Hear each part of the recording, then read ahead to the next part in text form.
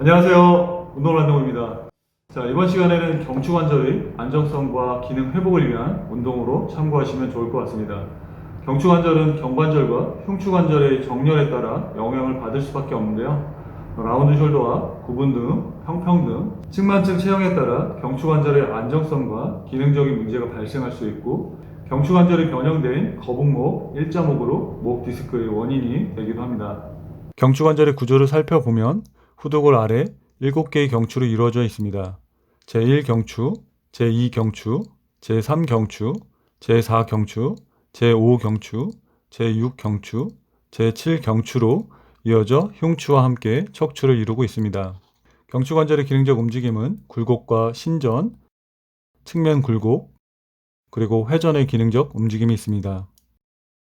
경추관절의 기능적 움직임으로 굴곡 기능 범위는 중립에서 약 45도 굴곡하며, 굴곡근은 대표적으로 경부근인 흉쇄우돌근, 전사각근 등이 굴곡 기능을 하며, 신전 기능 범위는 중립에서 약 40도 신전하며, 신전근은 대표적으로 승모근 상부섬유와 후경근인 두판상근, 경판상근 등이 신전 기능을 합니다. 경추관절의 측면 굴곡 기능 범위는 중립에서 약 35도 측면 굴곡하며, 측면 굴곡근은 대표적으로 승모근 상부섬유와 흉쇄우돌근, 견갑거근, 전사각근, 중사각근, 후사각근 등이 측면 굴곡 기능을 합니다. 또 경추관절의 회전 기능 범위는 중립에서 약 50도 회전하며, 회전근은 대표적으로 경부근인 흉쇄우돌근과 전사각근 등이 있고, 후경부근으로 두반극근, 두판상근, 경판상근 등이 회전 기능을 합니다. 경추관절의 기능 범위가 제한되어 있는지를 확인하고 기능 범위를 회복하기 위한 운동을 꾸준히 하는 것이 중요합니다. 거북목의 경우 경추관절의 굴곡근으로 경부근인 흉쇄우돌근과 전사각근 등이 기능적 단축 상태를 보일 수도 있습니다. 경부근의 기능적 단축은 경추관절의 기능적 움직임인 신전 기능과 측면 굴곡, 회전의 기능적 움직임에도 제한될 수 있고, 목을 돌리거나 뒤로 젖히게 되면 불편함과 함께 걸리는 느낌이 들기도 합니다. 기랑근인 후경부근 그리고 승모근 상부섬유는 신장된 상태로 수축 기능이 약해진 상태를 보일 수도 있습니다. 경부근의 기능적 단축은 대흉근, 소흉근, 정거근 등이 기능적으로 동반 단축되는 경우가 있기 때문에 함께 기능 회복 운동을 하는 것이 좋을 수 있습니다. 1.5의 경우 경추관절의 신전근으로 후경부근인 두판상근, 경판상근 등이 기능적 단축 상태를 보일 수 있고, 굴곡 기능 범위가 제한된 상태를 보일 수도 있습니다. 반대로 기랑근인 경부근은 신장된 상태로 수축 기능이 약해져 목을 돌리거나 뒤로 젖히게 되면 불안정한 느낌과 머리가 떨어지는 느낌이 들기도 합니다. 거북목의 기능 회복을 위한 운동으로 단축된 경부근의 신장성 수축 기능 회복 운동을 먼저 하는 것이 좋을 수 있습니다. 바닥에 누워서 무릎을 굴곡시키고 어깨가 들리지 않게 상지를 자연스럽게 외회전시켜 경관절을 바닥에 견착합니다. 머리를 들어 올리는 동작으로 경부근의 수축 운동을 합니다. 머리를 들어 올릴 때 가슴과 배가 최대한 움츠러지지 않게 하면서 머리의 무게로 경부근의 단축성 수축을 하고, 최대 지점에서 3초 멈추고 다시 천천히 원위치하면서 신장성 수축으로 저항합니다. 목표 횟수는 20회 이상이고 3세트 이상을 목표로 하는 것이 좋습니다. 자세 유지가 되면서 할 수 있는 횟수까지만 하고 기록하고 목표 달성을 위해 꾸준히 노력하시면 좋을 것 같습니다. 경부근의 기능이 약한 경우 동작을 이어서 하기 힘들다면 근육의 길이 변화가 없는 등척성 운동으로 머리를 들고 10초에서 20초 이상 버텨주는 것도 도움이 될 수 있으며, 버티는 시간이 늘어나면 자세 유지를 하면서 동작을 천천히 해봅니다. 경부근의 수축 기능이 어느 정도 회복이 되고 동작이 어렵지 않다면 베드 끝에서 경관절을 견착하고 경추관절의 굴곡과 신전의 최대 기능 범위를 늘려서 해볼 수도 있습니다.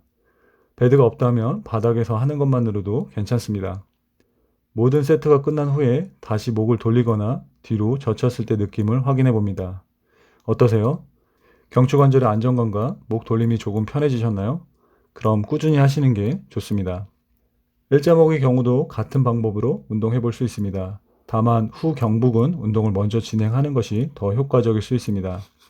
후경부근 운동은 반대로 엎드려서 팔꿈치를 바닥에 대고 상체를 세우며 가슴을 편 상태로 유지하면서 머리를 숙이고 다시 들어 올리는 동작으로 후경부근 수축 운동을 합니다.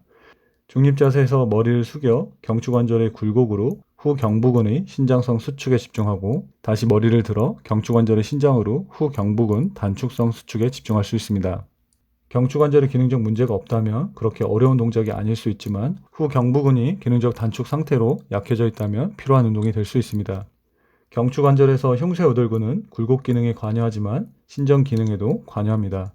흉쇄우들근은 경추관절의 중립에서 최대 신장이며 굴곡 동작에서 단축성 수축하고 또 신전 동작에서 단축성 수축을 하게 됩니다. 일자목의 경우 턱이 당겨지게 되면서 흉쇄우들근은 신장된 상태로 단축성 수축 기능이 저하될 수 있고 이는 머리를 뒤로 넘기거나 돌리게 되면 안정적인 단축성 수축 기능을 못하면서 불안정한 느낌과 머리를 뒤로 젖혔을 때 떨어지는 것 같은 느낌이 들게 되기도 합니다. 그래서 좀 더 자연스러운 후경근 운동으로 흉쇄우들근의 단축성 수축 기능을 회복하고 경추관절의 굴곡으로 경부근 운동을 하는 것이 더 효과적일 수 있습니다. 거북목이나 일자목의 기능을 회복하는 것도 중요하지만 신체 전반적인 체형을 바르게 하고 필요한 기능 회복 운동을 분별하고 순서를 정하는 것이 좋습니다. 거북목의 경우 구분등과 라운드 숄더, 상체의 내회전 정렬을 동반하는 경우가 있을 수 있고 일자목의 경우 평평등과 상체의 내회전 정렬을 동반하는 경우에 심한 등 통증과 목 통증이 있을 수도 있습니다. 개개인의 움직임 생활 습관과 구조적 체형 그리고 근골격계의 기능적 단축 정도가 다를 수 있기 때문에 같은 패턴의 문제를 보이지 않을 수도 있습니다. 다양한 체형이 있고 움직임 또한 다양할 수밖에 없기 때문에 개개인의 체형 평가가 다를 수밖에 없습니다. 많은 사람들이 자신의 체형을 기준으로 생각하기 때문에 내 체형이 이러니 다른 사람의 체형도 이럴 거라고 생각하는 경우가 있는 것 같습니다. 만약 운동을 배우고 계시다면 일방적인 운동 지도만을 받는 것이 아니라 지도자와 함께 자신의 체형을 연구하고 더 좋은 움직임을 찾는 것이 중요하지 않을까 생각합니다.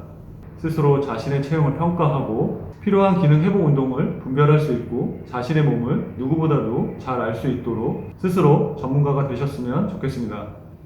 다음 영상에서는 하지관절의 부정렬로 골반 정렬, 체관 정렬, 경관절의 정렬에 영향을 주면서 어깨의 불균형이 발생할 수 있는 경우에 대해서 영상을 준비하도록 하겠습니다. 오늘 준비한 영상은 여기까지입니다. 항상 바르고 건강한 평생 운동을 응원하겠습니다. 감사합니다.